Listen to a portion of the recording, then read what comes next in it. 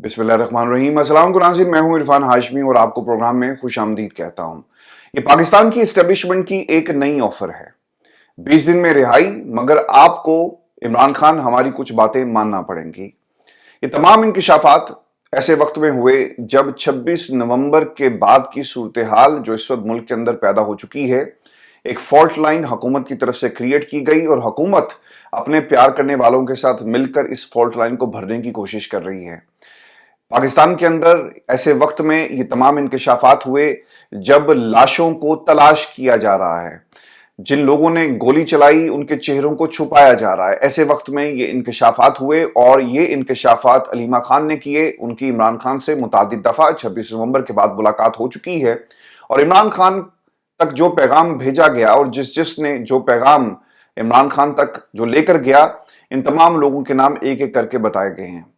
आज अलीमा खान ने पाकिस्तान में मीडिया से गुफ्तगू करते हुए कुछ अहम चीजें कौम के सामने रखी और जो ऑफर टेबल पर 20 दिन की रिहाई के हवाले से मौजूद थी, इसके तमाम मुहर्रिकात एक एक करके कौम को बताती हैं। व्यूअर्स, ये ऑफर, इसकी अहमियत क्या है और संजानी में क्या हुआ और पाकिस्तान तहरीक इंसाफ ने इस ऑफर को क्यों कबूल नहीं किया और कहां पर जो इस ऑफर के अंदर एक फॉल्ट लाइन क्रिएट की गई, ये लोग कौन थे, इसकी निशानदही करना बहुत ही जरूरी है। लेकिन उससे पहले अलीमा खान ने इस ऑफर के हवाले से क्या कहा और कौन ये ऑफर लेकर गया, इसकी तफसील मैं आपके सामने रख देता हूं।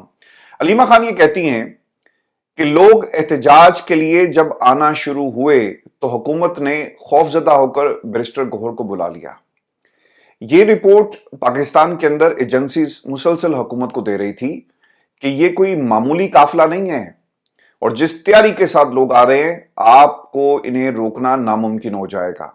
आंसू गैस के शेल कम पड़ जाएंगे, रुकावटें तोड़कर लोग इस्लामाबाद की तरफ गामजन है और ये गाड़ियां किराए पर लाई हुई नहीं है जिनको आप पैसे देकर लोगों को उनमें बिठाकर आप लेकर आएंगे। ये लोग इमरान खान से वाकई मोहब्बत करते हैं और इमरान खान की रिहाई के लिए अब इस्लामाबाद पर चढ़ाई हो रही है और हमारे पास कोई हल नहीं कि हम इन लोगों को रोक सकें।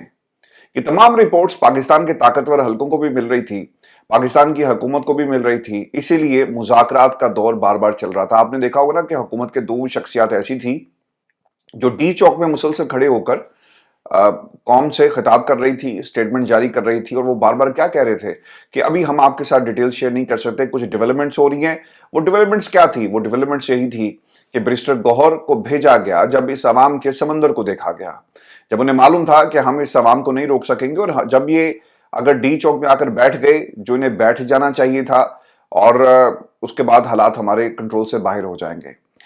अलीमा खान ये कहती हैं कि दबाव में आकर बैरिस्टर गौहर को इमरान खान से मुलाकात के लिए जेल भिजवाया गया। ये वो दबाव था जो हुकूमत जिसकी शिद्दत महसूस कर रही थी। हुकूमती वज़रा की स्टेटमेंट्स अगर आप उठाकर देखें तो आपको पता लगेगा कि हुकूमत कितनी अंडर प्रेशर थी और वो इस प्रेशर को बर्दाश्त करने के बिल्कुल भी मोड में नहीं थी। फिर वो ये कहती हैं कि बैरिस्टर गौहर इमरान खान से मुलाकात के लिए जेल जाते हैं। बैरिस्टर साहब भी इससे पहले जेल गए। आपको याद होगा, जटत्यारे की कहानी हमें एस्टेब्लिशमेंट के ही एक तोते ने बताई। हुकूमत ने कहा था कि या बानी पीटीआई को 20 दिन के अंदर रिहा कर दिया जाएगा, मगर इसकी शर्त यह है कि आप पीटीआई का जितना भी काफिला है, जितने भी लोग आए, आप इन्हें लेकर संजानी चले जाएं। फिर उन्होंने ये भी कहा कि मुतालबा किया कि केसेस ट्रायल के अंदर लेकर आएं। ट्रायल शुरू होंगे तो लोगों की जिंदगियों के लिए कई साल जाया होने से बच जाएंगे। लोगों की जिंदगी क्या खराब कर रहे हैं, प्रोसिक्यूटर के पास शवाहिद मौजूद नहीं, ट्रायल में अदालत को भी शर्मिंदगी हो गई और लोगों के 1.5 साल आपने जाया कर दी। इस पर मैं आगे चलकर बात करता हूं। लेकिन व्यूअर्स, अगर ये 20 दिन की ऑफर टेबल पर मौजूद थी तो फिर वो कौन से ऐसे हालात थे और वो कौन सी ऐसी शख्सियात थी जिन्होंने इस ऑफर को तस्लीम नहीं किया? कहां पर मामला जो है वो खराब हुए? क्योंकि अगर 20 दिन के अंदर इमरान खान की रिहाई मुमकिन थी और हुकूमत गारंटीज देने के लिए तैयार थी तो आपको यकीनन गारंटीज लेनी चाहिए थी और एक स्ट्रेटेजी डिवाइस करते आज वो लोग जो शहीद हो गए उस शहादत से भी बचा जा सकता था। ये वो सवाल है जो आपके ज़हनों में आएगा। लेकिन क्या इस हुकूमत पर भरोसा किया जा सकता है? क्या पाकिस्तान की एस्टेब्लिशमेंट पर भरोसा किया जा सकता है? ये सिर्फ अब वो बातें हैं जो यकीनन हुई हैं। अलीमा खान ये बात कर रही हैं, बैरिस्टर गौहर ने भी बात इससे पहले बताई, लेकिन इस हुकूमत पर यकीन नहीं किया जा सकता। 20 दिन के बाद क्या होना था? इन्होंने फिर डिलिंग टैक्टिक्स के तौर पर कहना था कि हम कैसे रिहा कर सकते हैं। पाकिस्तान की अदालतों से पूछें, जब आप किसी भी शख्सियत के खिलाफ 200 से जायद मुकदमात यानी डबल सेंचुरी होने वाली है तो वहां पर हुकूमत ने क्या करना था, और यही चीज इन्होंने बाद में इस्तेमाल भी की कि हमने इमरान खान को रिहा नहीं करना, बल्कि पाकिस्तान की अदालतों ने इमरान खान को रिहा करना है। तो मैं इस चीज को मानने के लिए बिल्कुल भी तैयार नहीं हूं, और इस पर अपने कमेंट्स भी दीजिएगा कि 20 दिन में रिहाई पाकिस्तान, ये सिर्फ एक लॉलीपॉप था जो तहरीक इंसाफ को दिया जा रहा था। 20 दिन में इन्होंने कोई रिहाई नहीं करनी थी, इन्होंने संजानी में बिठा देना था। सर्दी की शिद्दत में इजाफा होता, लोगों ने एक एक करके वहां से चले जाना था। इनका प्लान ये था कि वो वहां पर क्रैकडाउन करे जो इन्होंने 26 नवंबर को डी चौक में किया। तो ये एक हुकूमत की चाल थी जिससे पर्दा आज इन्होंने उठाया। देखें, शर्मिंदगी होगी, लोगों के केसेस चलाएं। देखें, मसला पता क्या है, शर्मिंदगी is a very small word कि जनाब झूठा मुकदमा था और हम बहुत शर्मिंदा हैं, माफ कर दें, हमारे आपने 15 साल जाया कर दिए, हम आपसे माजरत चाहते हैं, हम बहुत शर्मिंदा हैं। भाईजान, ऐसे नहीं होता। आप जब किसी शख्स से उसकी जिंदगी के कीमती साल छीन लेते हैं ना, तो फिर रियासत को जवाब देना पड़ता है। ये जो निजाम अदल है, अगर आप उसका तवाजुन बरकरार नहीं रखेंगे तो निजाम गिर जाएगा। आज पाकिस्तान में जो चीफ जस्टिस जिसे होना चाहिए था, वो खिताब करते हुए कहता है कि अब मैं अफसोस के पाकिस्तान में बच्चों के लिए अदालतें जो है अलग नहीं बना सकता है। जमाल मंदोखेल साहब तशरीह करें, और मुझे बार बार ये कहना पड़ा, ये अल्फाज थे। आज इस निजाम में जिसको चीफ जस्टिस होना चाहिए था, वो खुद इंसाफ के लिए जो पब्लिक स्पीकिंग के जो प्लेटफॉर्म्स है वहां पर अपनी रुदात सुना रहा है। तो आम आदमी को कैसे इंसाफ मिलेगा? 26 नवंबर के शोहदा को इंसाफ चाहिए। उन तमाम लोगों से सवाल है कि जिन्होंने गोली चलाई, और गोली क्यों चली, और जो कहते हैं कि गोली नहीं चली, उनके सामने बहुत सारी ऐसी वीडियोस मौजूद हैं। यहां पर सवाल ये किया जाता है कि ये ट्रेंड चलते हैं जी कि गोली क्यों चलाई, गोली क्यों चलाई। सवाल यही है ना कि गोली क्यों चलाई? पाकिस्तान की आवाम थी, कोई ये दुश्मन तो नहीं था। ये गोलियां चलाते अभिनंदन पे चलाते, ये गोलियां तुमने अगर चलानी थी तो गुलभूषण पे चलाते। अगर गोली चलानी है तो उन लोगों पर चलाओ जो पाकिस्तान के अंदर दहशतगर्दी कर रहे हैं। पाकिस्तान के अंदर जो बॉर्डर से दहशतगर्दी पाकिस्तान में दाखिल हो रही है, अगर गोली चलानी है तो उन लोगों पर चलाओ। ये वो चीजें हैं जो पाकिस्तान के निजाम में फॉल्ट लाइंस आप लोगों ने क्रिएट कर दी। अदलिया में ऐसी फॉल्ट लाइन है, और इस फॉल्ट लाइन को अब भरते भरते आपको कई दहाइयां लग जाएंगी। ना 2/3 अक्सरियत होगी, ना कंसेंसस डेवलप होगा, ना 26वीं आईनी तरमीम को वापस लिया जाएगा। क्योंकि ये जवाब हमें सुप्रीम कोर्ट पाकिस्तान के एक प्रॉक्सी जज ने दे दिया है। सॉरी टू से जस्टिस या अफरीदी साहब, आपने यही काम किया। आप अलाकार हैं, आप उन ताकतों के लिए खेल रहे हैं, हाथों में खेल रहे हैं जो ये ताकतें इस निजाम को जिन्होंने बनाया। अगर फुल कोर्ट बनता, फैसला करती है अदालत कि ये दरखास्तें हैं, यानी जिनके खिलाफ दरखास्तें हैं, आप वही सुनेंगे कि उन्होंने अपने खिलाफ फैसला देना है या नहीं देना। ये पाकिस्तान का निजाम अदल है। तो लफ्ज शर्मिंदगी बहुत ही छोटा है, और ये लफ्ज शर्मिंदगी जो है इसे आपको वापस लेना चाहिए, क्योंकि जिन लोगों के जिंदगी के कीमती साल जाया हो गए, आप उन्हें लुटा नहीं सकते। निजाम अदल को तेज होना चाहिए। बरतानिया में सर क्या होता है, आप लोग अक्सर मेरा मजाक उड़ाते हैं कि आप बरतानिया की सर एग्जांपल्स ना दिया करें, यहां पे कानून है। सर कानून इंसानों ने बनाया ना, कानून जो है वो कहीं और से नहीं आया, ये इंसान है। इन लोगों ने कानून यहां पर बनाया और उसके ऊपर अमल करते हैं। हमारे यहां कानून तोड़ा जाता है, बनाते इसलिए कि इसे तोड़ा जा सके। यहां पर कानून इसलिए बनाया जाता है कि उस पर अमल हो सके, ये फर्क है। तो अगर प्रोसिक्यूशन नाकाम हो जाती है ना, तो फिर आपको वापस करने पड़ेंगे और आपको इसकी कीमत अदा करनी पड़ेगी। यहां पे ऐसा नहीं होता। अगर आपने किसी को पकड़ लिया, सबूत तगड़े हैं, और अगर कोई माशरे के लिए थ्रेट टू द सोसाइटी हो, तो फिर ऑब्वियसली एक डिफरेंट सिचुएशन आपको नजर आती है। फिर एक और चीज भी जी हुई है, और ये भी मैं आपको बता देता हूं कि 3 से 4 केसेस पे हाजिर थी। जना हाउस का ट्रायल शुरू नहीं हुआ, और उन्होंने कहा कि पहली बार तफ्तीशी ने कहा कि हम शामिल तफ्तीश हो गए, हम जमानत नहीं 9 मई का ट्रायल शुरू करवाना चाहते हैं। राना सनाउल्लाह ने जी एक इंकिशाफ किया, और ये जनरल आसिम मुनीर साहब के हवाले से एक इंकिशाफ है। वो ये कहते हैं कि इजलास में सिस्टम बिलखसूस अदालतों से गिला किया गया कि 9 मई के मुल्जमान का ट्रायल क्यों नहीं किया गया। इनका ट्रायल हो जाता तो 26 नवंबर ना होता।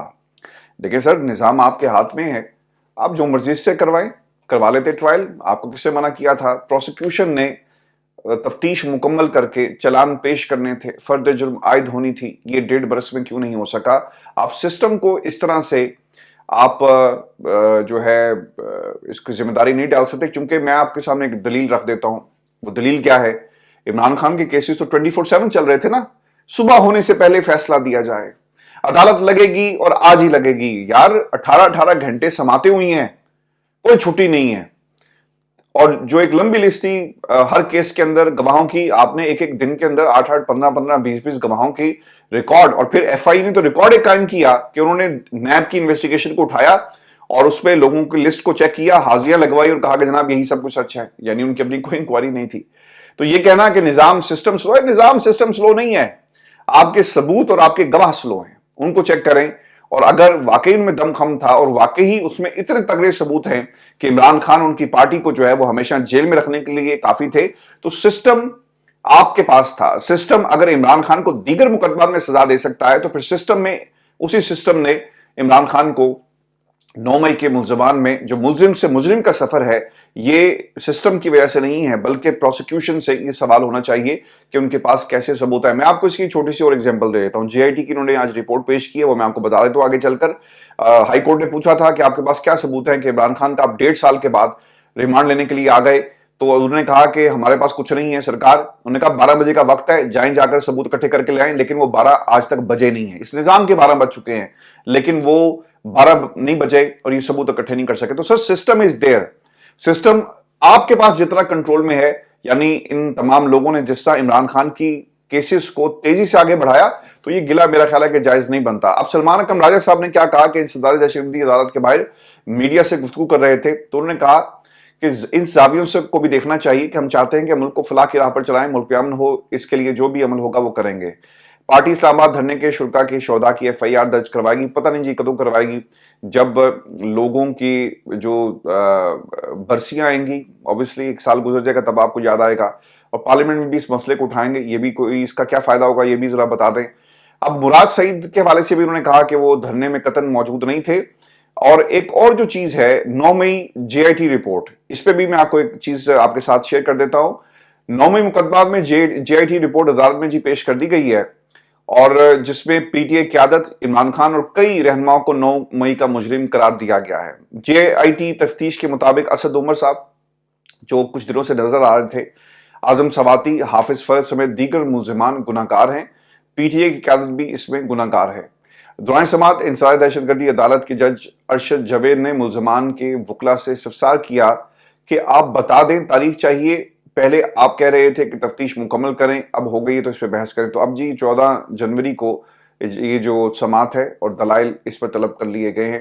اب یہ فائل ان کے حوالے کی جائے گی اور پھر دیکھنا ہے کہ کیا ہوتا ہے. ویورز میں آپ کو ایک اور بھی خبر, انصار عباسی صاحب کی ایک رپورٹ آئی ہے اور اس پہ سول نافرمانی کی تحریک کے حوالے سے انہوں نے کچھ انکشافات کیے. اور یہ انکشافات کیسے ہوتے ہیں, پارٹی میں کچھ لوگ ایسی موجود ہیں جو عمران خان کی باتوں سے اتفاق نہیں کرتے یا ان پہ ریزرویشن ہوتی ہے, تو وہ ایسے لوگوں کو بتاتے ہیں. اور پھر انہیں کیا کہا, یہ بڑا امپورٹنٹ ہے. سول نافرمانی کا کامیاب ہونا یا نہ ہونا الگ بات ہے, لیکن لوگ کس طرح سے اخبارات میں جا کر اپنی خواہشات کا اظہار کر رہے ہیں, یہ اس میں ایک امپورٹنٹ چیز ہے. پیپلز پارٹی رہنماؤں نے سول نافرمانی پر اپنے تحفظات کا اظہار کیا, اور ان کے مطابق یہ کال نہ تو قابل عمل ہے اور نہ ہی بر وقت ہے. پی ٹی آئی رہنماؤں نے اس عزم کا اظہار کیا کہ وہ عمران خان کے سامنے اس معاملے کو اٹھائیں گے اور اس سے واپس کرائیں گے. بیرسٹر گوہر, سیکرٹری جنرل سلمان اکرم, راجہ علی مین گنڈا پور, اسد کیسر بھی اس اچانک کال سے حیران تھے. ان رہنماؤں کے مطابق انہیں اس بارے میں ایکس پر عمران خان کے اکاؤنٹ سے کی جانے والی پوسٹ سے پتہ چلا. پی ٹی آئی اراکین اسمبلی قطعی ممکن نہیں کہ وہ سول نافرمانی کی تحریک کا حصہ بن سکے, اس لیے اگر وہ ایسا کرتے ہیں تو نتیجے میں اپنی ہی اسمبلی رکنیت سے ہاتھ آپ کو دھونا پڑے گا.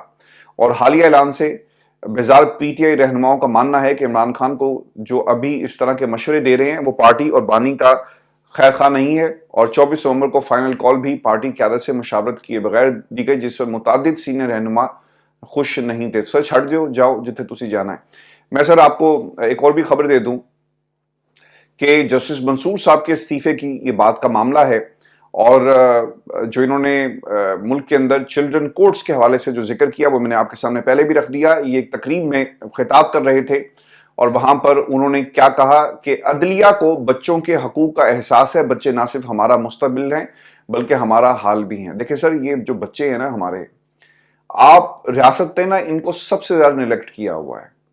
اگر یہ سوشل میڈیا پہ ہوتے ہیں تو آپ انہیں دہشت گرد بنا دیتے ہیں, ٹھیک ہے, کہ جناب دیکھیں بچے ہمارا مستقبل ہے, ان کے ہاتھ میں غلیل نہیں ہونی چاہیے. آپ اپنی گندی سیاست بچوں پہ کر رہے ہیں. اور جب یہ چھوٹے ہوتے ہیں نا, جا کر لوور کورٹس میں دیکھیں حالات, اور خاص طور پہ جو گارڈین کورٹس ہیں وہاں کے حالات دیکھیں.